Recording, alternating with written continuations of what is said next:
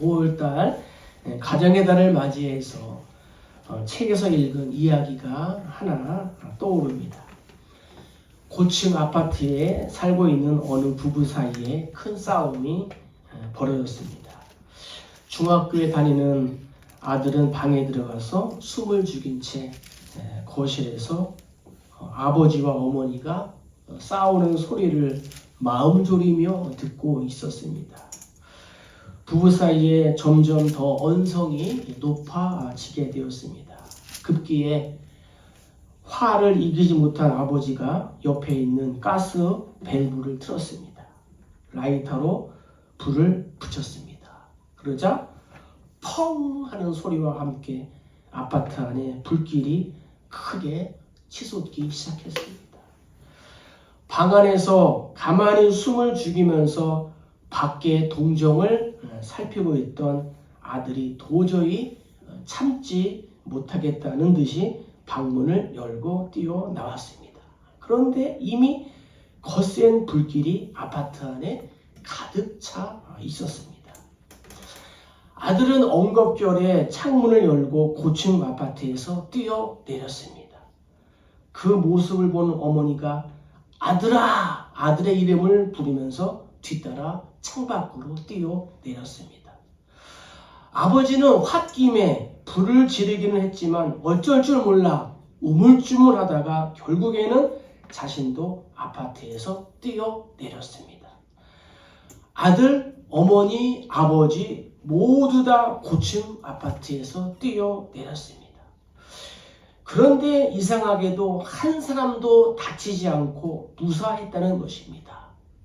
왜 그랬을까요? 아버지는 제비족이었다고 합니다. 제비처럼 날아서 사뿐히 땅에 떨어졌습니다. 어머니는 날라리였다고 합니다.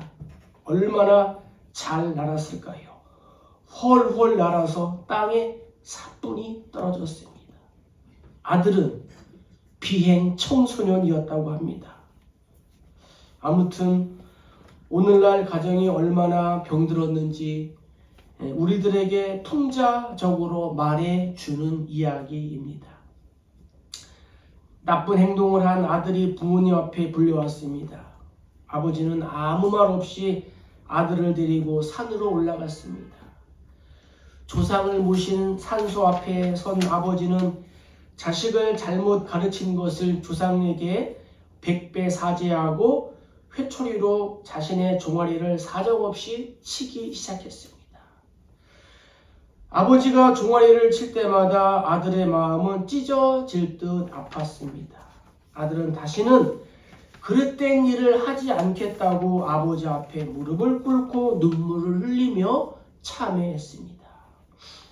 세월이 흘러 그 아들이 이제 아버지가 되었습니다. 그의 아들 역시 말썽꾸러기였습니다. 밤낮 사고를 쳐서 부모의 마음을 아프게 했습니다. 아무리 타일러도 되지 않았습니다. 아버지는 자신의 어린 시절을 떠올렸습니다. 그래서 매섭게 생긴 회초리 하나를 만들었습니다. 아들이 또 나쁜 행동을 하자 아버지는 아들을 불러놓고 회초리를 꺼내 들었습니다.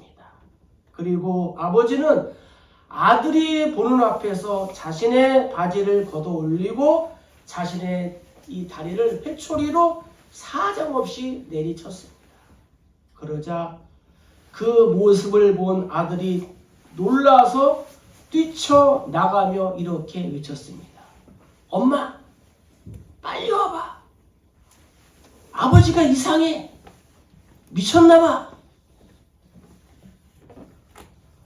옛날에는 어쩌다 잘못해서 파출소에 잡혀가면 제발 집에는 알리지 말라고 사정을 했습니다. 왜 그래요? 아버지가 알면 큰일 나기 때문이에요. 소식을 듣고 달려온 아버지는 파출소에 들어가 아들의 뺨을 몇 대 때리는 것으로 끝났습니다. 그것이 보통이었습니다. 그런데 요즘은 파출소에 끌려가면 집에 먼저 알려달라고 부탁을 한답니다.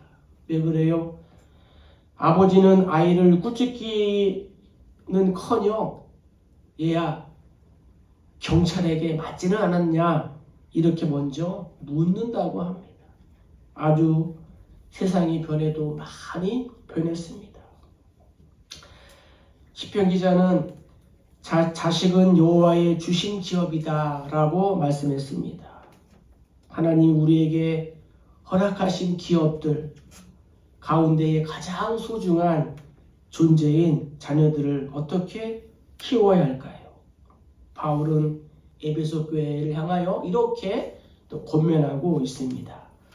자, 자녀에 대한 부모의 사명이 있습니다. 그것은 무엇이냐? 4절에 있다는 거죠. 또 아비들아 너희 자녀를 노엽게 하지 말고. 첫째 사랑으로 키워야 한다는 거죠. 여기서 노엽게라는 뜻은 노엽도록 책망하다. 부모의 자녀에 대한 이 반복적인 행위를 말합니다. 자녀가 부모에게 복종하는 것은 당연하지만 부모의 정당한 이유와 적절한 훈계, 이 도를 넘어서는 과도한 요구를 하지 말라는 겁니다. 19세기 초에 미국의 벤저민 웨스트라는 세계적인 유명한 화가가 있었습니다. 그는 자기의 어린 시절을 이렇게 고백했습니다. 하루는 부모님이 외출하시고 혼자 남게 되었습니다. 벤저민은 심심한 나머지 그린 물감을 다 풀어서 자신의 누이 동생을 그리기 시작했습니다. 방이 물감으로 엉망진창이 되었습니다. 잠시 뒤에 부모님이 외출했다 돌아와 보니 어떻게 해요? 방이 정말 지저분한 거죠. 그래도 부모님은 그것에 대하여 벤저민에게 한마디도 언급도 하지 않고 오히려 칭찬을 해 주었다고 합니다. 야, 우리 벤저민이 그림을 무척 잘 그렸네. 딱 보니까 누이 동생인 걸 알겠네. 부모님은 벤저민을 끌어안고 머리를 쓰다듬어 주면서 격려의 입맞춤까지 해 주었습니다. 나중에 벤저민은 그때 일을 이렇게 말했습니다. 내가 지금처럼 세계적인 위대한 화가가 될 수 있었던 것은 그때 어린 시절 부모님의 격려와 입맞춤이 있었기 때문입니다. 이 원리를 먼저 활용하신 분이 계시는데 그분이 바로 예수님이십니다. 베드로, 그의 본명은 시몬이었습니다. 그런데 예수님은 그에게 반석이라는 의미로 베드로라는 이름을 붙여주었습니다. 말하자면 베드로를 볼 때마다 반석아 반석아 하면서 불러주신 것입니다. 베드로의 삶을 생각해보면 그가 반석처럼 듬직하지 않았습니다. 또 믿음직스럽지도 않았습니다. 실수투성이었습니다. 성질이 얼마나 급했던지 생각 없이 불쑥불쑥 말도 하고 행동도 하다가 예수님으로부터 야단도 많이 맞았습니다. 하루는 예수님이 물 위를 걸어오시니까 자기도 물 위로 한번 걸어보겠다고 바닷속에 뛰어들었습니다. 그러자 얼마 가지 못해서 빠져버렸습니다. 예수님이 겟세마네 동산에서 피땀 흘리면서 기도하실 때 예수님은 베드로에게 이렇게 말씀하셨습니다. 베드로야, 내 마음이 심히 고민하여 죽게 되었으니 깨어 기도하라. 예수님이 그렇게 일러주셨건만 베드로는 쿨쿨 잠이 들고 말았습니다. 나중에 깨어서 보니까 대제사장의 이 종들이 예수님을 잡으려고 오는 겁니다.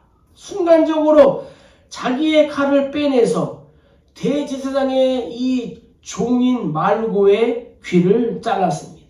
예수님으로부터 책망을 들었습니다. 어디 그뿐입니까? 다른 사람은 다 예수님을 버리고 부인한다 할지라도 나는 죽어도 주와 함께 죽고 결코 부인하지 않겠습니다. 라고 호언 장담을 했습니다. 그러한 그가 결국에는 새벽닭이 울기 전에 3번씩이나 예수님을 모른다고 부인하고 말았습니다.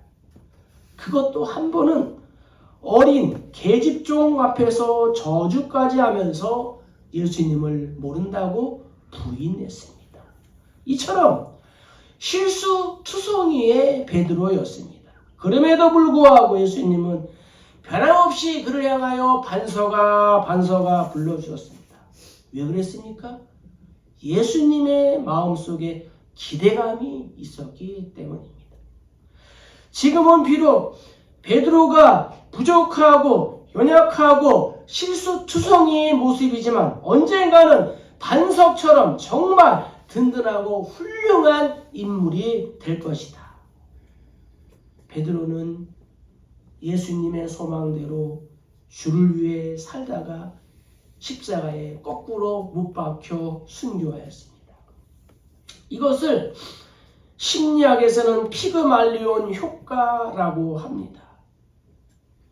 아무리 부족해도 칭찬해주고 격려해주고 축복해주고 기도해주면 그대로 된다는 것입니다. 자녀들을 누럽게 하지 말고 많은 사랑을 줍시다. 그러하면 자녀들은 어른들의 사랑을 먹으면서 무럭무럭 자라나게 될 줄로 믿습니다. 사랑으로 키우는 거예요. 두 번째는 바르게 키워야 합니다. 4절에 보니까 오직 주의 교훈과 훈계로 양육하라. 자, 이 말씀은 소중하게 양육하라는 거예요. 마음을 써서 키워야 된다는 거죠. 자녀에 대한 육체적인 양육도 있지만 자녀의 전인적인 교육도 포함되는 거예요. 왜 그래요? 자녀는 하나님으로부터 받은 기업이기 때문입니다. 교훈과 이 훈계, 부모가 자녀를 바르게 키우기 위한 이 교육적인 행위인데 이 두 가지를 굳이 구분한다면 교훈은 무엇입니까? 예방적인 차원에서 어떻게 해요? 예방주사를 주는 거죠. 훈계는 주로 치료적인 차원에서 하는 말입니다. 우선 자녀들이 잘못된 길로 나가지 아니하도록 미리 예방적인 차원인 이 교훈이 필요합니다. 이것을 가장 잘 활용한 예가 있는데 그것은 우리가 어린 시절 교과서에서 읽었던 한석봉의 어머니입니다. 석봉은 글 공부를 위하여 집을 떠났습니다. 그러나 석봉은 어머니가 너무나 보고 싶어서 글 공부를 중간에서 포기하고 집으로 돌아왔습니다. 어머니인들 왜 사랑하는 아들이 보고 싶지 않았겠습니까? 그럼에도 불구하고 어머니는 아들의 장래를 위해서 일부러 엄하게 대했습니다. 석봉아, 내가 불을 끌 테니 너는 글을 써라. 나는 떡을 썰겠다. 그래서 내가 이기면 오늘 밤 여기에 머물고 그렇지 않으면 당장 이 길로 돌아가거라. 어머니는 불을 껐습니다. 어머니는 떡을 썰고 석봉이는 글을 썼습니다. 불을 켜보니까 어머니가 썬 떡은 가지런하게 보기가 좋았습니다. 그런데 석봉이가 쓴 글은 엉망진창이었습니다. 결국 석봉은 눈물을 머금고 다시금 글 공부를 위해서 집을 떠나게 되었습니다. 어머니의 마음인들 왜 아프지 않겠습니까? 아마 밤새도록 울며 지새웠을 것입니다. 그러나 어머니의 엄격함이 있었기에 한석봉은 오늘날 명필로서 그의 이름을 떨치게 된 것입니다. 자녀들을 사랑한다고 계속해서 어리광을 받아주면 자녀는 바르게 자랄 수가 없습니다. 예방적인 차원에서 교훈으로 양육해야 되는 것입니다. 또한 치료적인 차원에서의 이 교훈도 필요합니다. 자녀들이 잘못된 것을 미리 잡아주어야 합니다. 3살 버릇이 80까지 간다는 말도 있지 않습니까? 바늘도둑이 소도둑이 된다는 것입니다. 어느 사형수의 이야기입니다. 사형을 앞둔 아들을 보고자 어머니가 면회를 갔습니다. 마지막으로 작별의 입맞춤을 하는 순간 아들이 어머니의 이 혀를 세게 깨물어 상처를 주었습니다. 주변에 있던 사람들이 아주 몹쓸 놈이다. 그러니까 네가 사형을 당하지 하면서 꾸짖었습니다. 그런 아들은 이렇게 항변했습니다. 내가 지금처럼 사형수가 된 것은 어머니의 책임입니다. 내가 어릴 때 옆집에 가서 탐나는 물건을 슬쩍 훔쳐올 때 어머니는 아시면서도 나를 야단치지 않았습니다. 그때부터 내가 원하는 물건은 사람을 해쳐서라도 가져야 하는 이 습관이 생겼습니다. 그래야지 직성이 풀렸습니다. 그래서 이렇게 내가 사형수가 된 것입니다. 우리는 자녀들이 잘 사는 것보다 바르게 살도록 교훈해야 될 줄로 믿습니다. 인기 있는 사람과 존경받는 인물은 다릅니다. 정말 내가 존경받을 인물인가, 존경받을 인물처럼 행동하고 있는가, 이것을 늘 생각해야 합니다. 우리는 자녀들이 어릴 때부터 잘 살기보다는 바르게 살도록 가르쳐 주어야 하고, 또 인기 있는 사람이 되기보다는 존경받는 인물이 되도록 가르쳐야 될 줄로 믿습니다. 이제는 자녀들 다 크지 않았습니까? 예. 그래도 손자들 있지 않습니까? 손자들을 또 그렇게 키워야 된다는 거죠. 3번째는 신앙적으로 키워야 한다는 거죠. 내가 그의 집을 영원토록 심판하겠다고 그에게 말하는 것은 그가 아는 죄악 때문이니 이는 그가 자기 아들들이 저주를 자청하되 금하지 아니하였음이니라. 무슨 말입니까? 엘리에 대한 이야기입니다. 엘리 제사장이 그 두 아들 홈니와 이 비느하스를 신앙적으로 키우지 못했다는 거예요. 크리스천 부모는 자녀들에게 성경과 하나님의 뜻을 가르칠 의무가 있습니다. 자녀들의 가슴에 예수 그리스도를 통해서 하나님과의 개인적인 관계를 갖고 싶다는 소망을 심어줄 책임이 있다는 거예요. 아브라함의 경우를 보겠습니다. 아브라함은 100세 어린 아들 이삭을 번제로 하나님께 드리기 위하여 함께 모리아 산으로 올라가고 있습니다. 이삭의 등에는 나무찜이 있습니다. 나무찜을 지고 산에 올라갈 정도니까 이미 이삭의 나이는 한 15세에서 20세 정도의 청소년이 되어 있었습니다. 아브라함은 100세에 아들 이삭을 낳았으니 지금은 약 120세 정도로 많이 늙었습니다. 아브라함의 손에는 횃불과 칼이 들려져 있습니다. 이삭은 올라가는 도중에 아무래도 마음에 이상한 느낌이 들었습니다. 그래서 아버지에게 물었습니다. 아버지, 번제에 쓸 이 불과 칼은 있는데 번제할 어린 양은 어디에 있습니까? 아버지의 마음에 못질을 하는 질문이었습니다. 그래도 아브라함은 차분하게 대답했습니다. 아들아, 번제에 쓸 어린 양은 하나님께서 자기를 위하여 친히 예비하실 것이다. 드디어 산에 올랐습니다. 아브라함은 이제 어쩔 수 없이 이삭에게 진실을 밝혔습니다. 아들아, 용서하라. 사실은 사흘 전에 하나님이 너를 잡아서 번제로 드리라고 말씀하셨다. 그러니 너는 죽어 주어야겠다. 요즘 아이들 같으면 어땠을까요?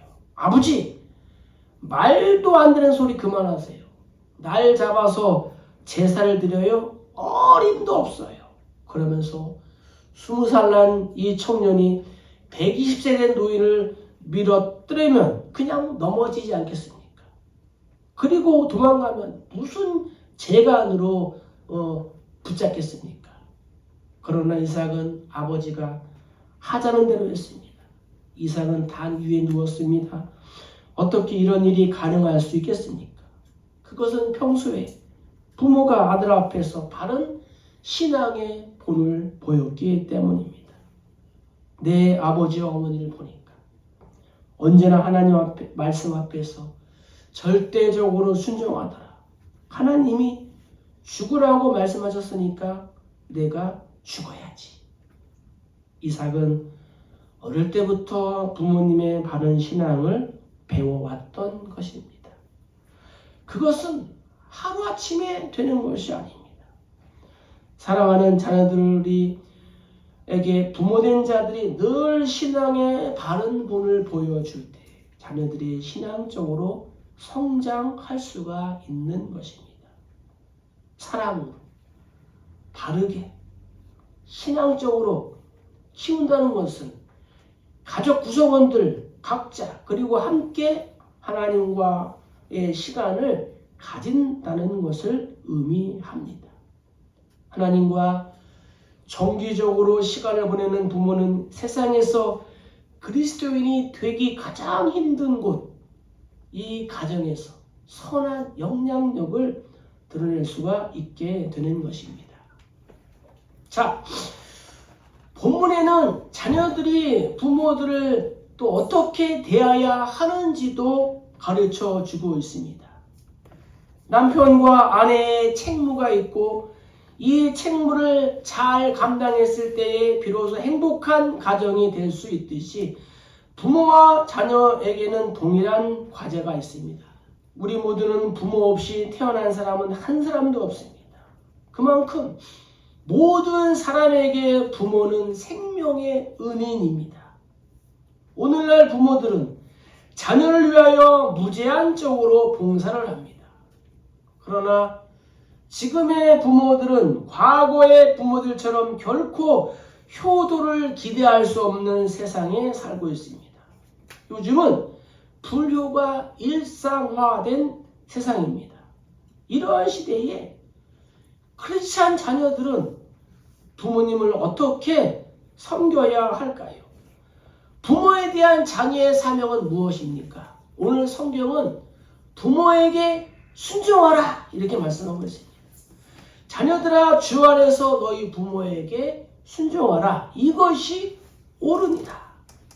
성도들의 생활에서 빼놓을 수 없는 단어가 있다면 그것은 바로 순종입니다. 하나님께 순종하고 말씀에도 순종하는 것이 신앙생활입니다. 순종해야 하는 이유가 있습니다. 그것은 먼저 어른들의 말씀은 언제나 옳았다는 겁니다. 오랜 세월 온갖 통상을 겪으며 체득한 경험이 있기 때문입니다. 우리 어른들은 산전수전, 공중전, 육박전, 또 생물학전을 치르면서 오늘날까지 오신 거예요. 오랫동안의 경험으로 얻은 것이 있다면 그것은 바로 사물을 바로 볼 수 있는 눈입니다. 그렇기 때문에 어른들은 정확합니다. 따라서 그분들의 판단은 늘 옳았습니다. 또한 자신은 비록 못 먹고 못 입고 살아도 자녀에게는 가난이나 무식을 유산으로 물려주지 않으려고 기를 쓰고 공부를 시키는 것이 부모의 마음입니다. 부모님들의 마음속에는 언제나 자녀들에 대한 걱정이 없습니다. 부모들의 한결같은 마음은 자녀들이 잘 되는 것입니다. 그래서 자녀들은 순종하는 마음이 있으면 부모님을 기쁘게 해드릴 수가 있습니다. 하루는 70 먹은 아들이 길을 가게 됐습니다. 그때 90 먹은 아버지가 뭐라고 합니까? 얘야, 길 조심하거라. 그것이 부모의 마음입니다. 골로새서에 보면은 자녀들아 모든 일에 부모에게 순종하라. 이는 주 안에서 기쁘게 하는 것이니라 말씀했습니다. 모든 일에 부모에게 순종해야 된다는 거예요. 이삭처럼 죽기까지. 두 번째는 부모를 공경하라는 거죠. 2절에 내 아버지와 어머니를 공경하라. 이것은 약속이 있는 첫 계명이니. 공경하라 라는 뜻은 값을 두라라는 거예요. 부모님을 향하여 경의를 표하고 높이 평가라는 거예요.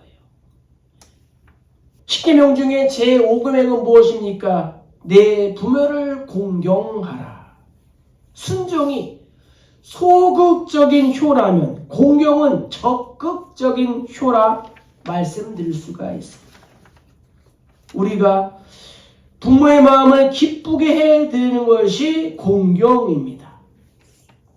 자녀들이 출세하는 것도 부모의 바람이지만 그보다 더 큰 부모의 소원은 자녀들끼리 화목하게 사는 것입니다. 이제 저도 나이를 원만하게 먹어 이제 부모님들 다 천국 가시고 장모님만 생존해 계십니다. 그래서 어버이날 되면 또 어려운 형편이지만 그래도 장모님 찾아뵙고 인사하고 또 격려하고 또 용돈 조금 드리고 장수하시고 오래 사시도록 그렇게 기도해 드립니다. 부모님이 안 계시니까 우리 교회에 계신 우리 권사님들이 부모님이나 마찬가지입니다. 때로는 어리광도 부리고 때로는 또 목사라고 또 윽박지기도 하고 부담감을 드리기도 하지만 그럼에도 불구하고 우리 권사님들이 오랫동안 건강하고 장수하시기를 기도하고 있습니다. 부모를 공경한다는 것은 부모의 은혜를 아는 거예요. 은혜를 아는 자녀가 효도하는 거예요. 나이가 많은 분을 섬기는 것이 효도인데 단 하루만이라도 마음을 편하게 해드리는 것이 효도라는 거죠. 부모님의 말씀에 잘 청중하는 것도 중요하지만 부모님의 마음을 기쁘게 해드릴 일을 찾는 것이 중요한 거예요. 부모에게 자녀를 낳은 보람을 안겨주는 것. 그것이 바로 효라는 거죠. 부모를 공경하는 거라는 거예요. 자, 그리하면 하나님께서 이렇게 약속해 주셨습니다. 3절에 하반절에 이로써 내가 잘되고 땅에서 장수하리라. 순종의 축복이 있다는 거예요. 부모에게 효도한 자녀들에게는 축복이 있습니다. 부모 공경은 계명 중에서 약속이 있는 첫 계명이다 말씀하셨어요. 그 약속은 바로 땅에서 잘되고 장수하는 것입니다. 땅에서 장수하기를 원하면 효도하면 되는 거예요. 효도야말로 장수와 축복의 비결이다라고 성경은 말씀하고 있습니다. 사람들은 자신의 생명에 대해 관심이 많습니다. 그래서 어떻게 해요? 헬스합니다. 운동합니다. 잘 먹습니다. 잘 잡니다. 잘 쉬려고 합니다. 웰빙. 그런데 성경은 아주 간단하게 효도하는 사람들이 장수하고 잘 될 것이다 라고 말씀하고 있습니다. 바울은 이 말씀을 에베소 교회뿐만 아니라 유대인들뿐만 아니라 오늘을 살아가는 우리 모두에게도 하나님의 적용된 약속의 말씀이다 라고 오늘 우리에게 선포하고 있는 거예요. 효도는 1년 12달 계속되어야 합니다. 그것이 가정의 가풍을 세우는 일이요 사회의 질서를 다지는 일이며 국가의 백년 대계를 옳게 세우는 길이기 때문입니다. 그럼에도 우리는 지금 어버이날에 꽃 한 송이에 달아드리는 것으로 책임을 다했다고 생각하고 있지는 않은지 돌아보아야 합니다. 오늘 말씀을 통하여 범사의 부모님을 돌아보고 순종하고 또 공경하시기를 축복합니다. 말씀을 마칩니다. 자녀들은 주 안에서 부모에게 순종하고 공경함으로 잘되고 땅에서 장수하는 복을 누려야 합니다.